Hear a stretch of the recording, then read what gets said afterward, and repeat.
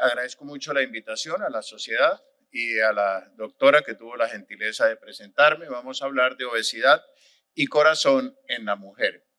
Este evento, esta conferencia no está patrocinada por la industria, no estoy recibiendo honorarios, nadie me ha ayudado a prepararla, de tal manera que no tengo ningún conflicto de interés en este momento.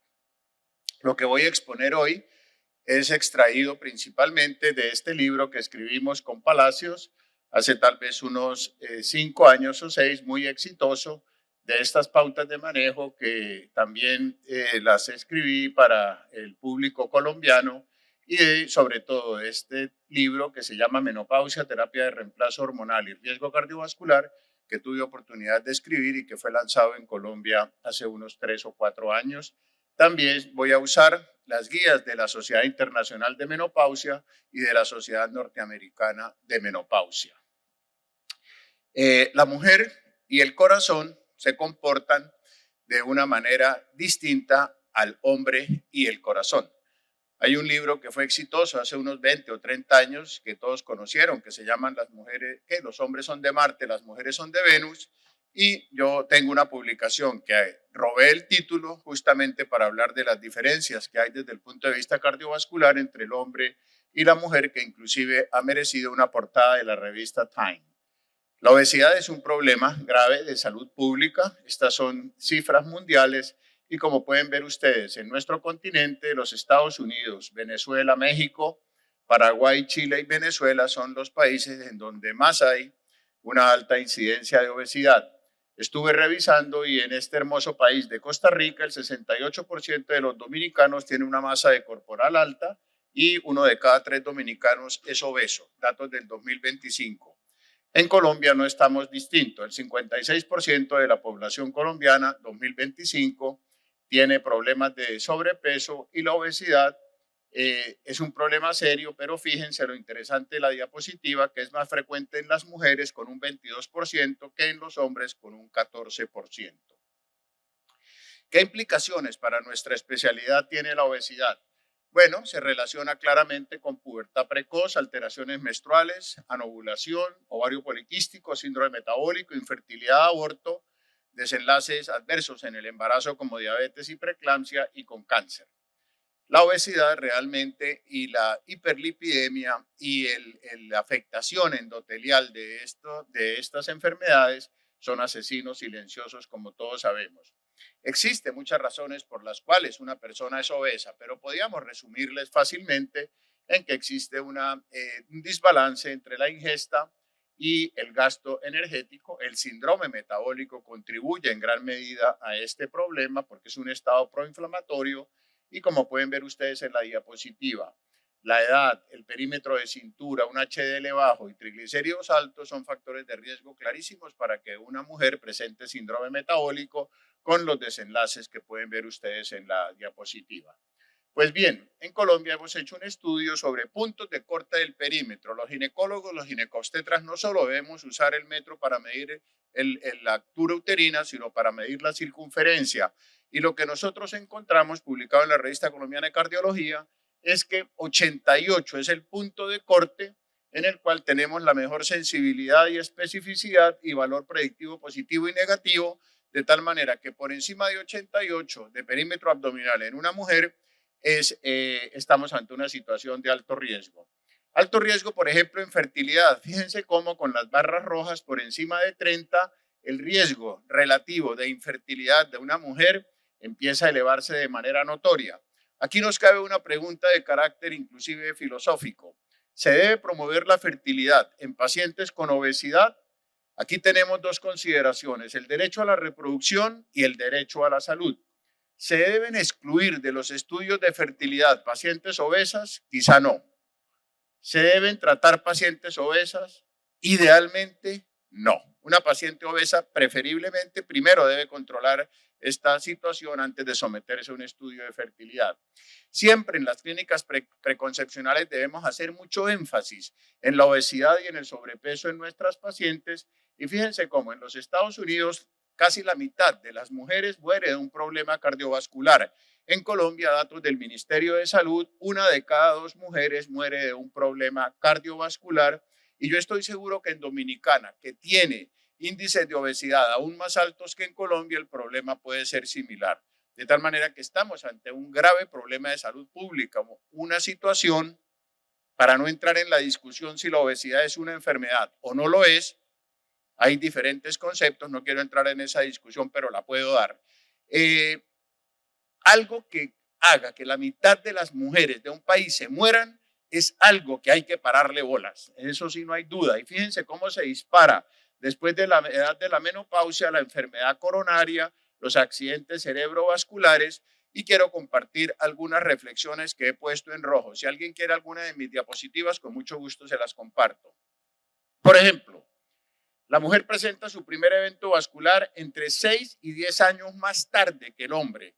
Es decir, a los 50 años, el fenómeno de la menopausia dispara el riesgo cardiovascular en la mujer. Antes de esa edad, la mortalidad y morbilidad cardiovascular es mayor en hombres, después de esa edad es mayor en mujeres.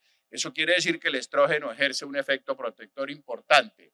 Fíjense, entre hombres y mujeres la mortalidad.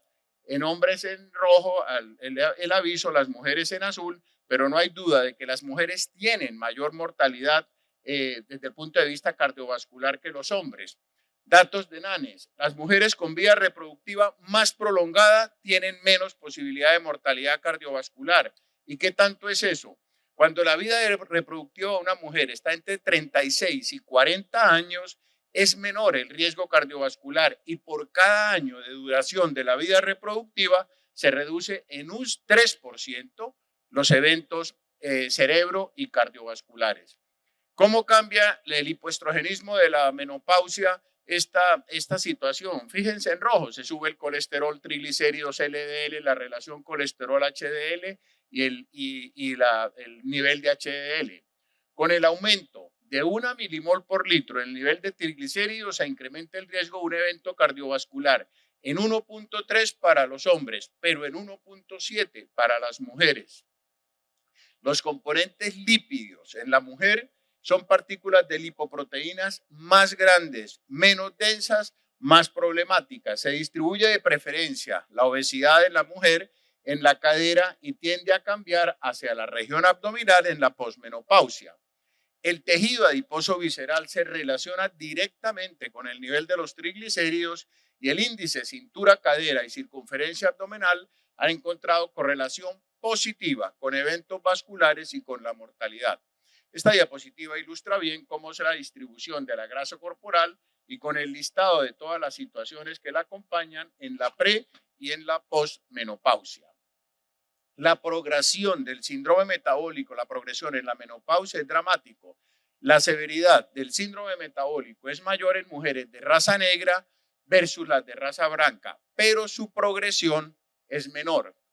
Esta es una diapositiva clásica que todos conocen, es la terapia de reemplazo hormonal y su impacto. Fíjense cómo en los estudios observacionales como el de las enfermeras, que se observó una adecuada respuesta cardiovascular que en la terapia hormonal, sencillamente fue porque se hizo en endotelios más jóvenes. Los estudios clínicos aleatorizados como el WHI, que fueron en población con un promedio de edad de 60 y pico de años, obviamente con endotelios comprometidos, el resultado de los estrógenos es desfavorable desde el punto de vista cardiovascular. Sencillamente para decir que la ventana de oportunidad que tenemos al administrar terapia de reemplazo hormonal no la debemos perder.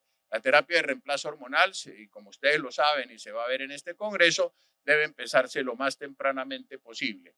Estas son las publicaciones finlandesas del grupo de Mikkola, en la cual lo que nos demuestra es que cómo al suspender la terapia hormonal de reemplazo se aumenta de una manera dramática el riesgo y la mortalidad cardiovascular.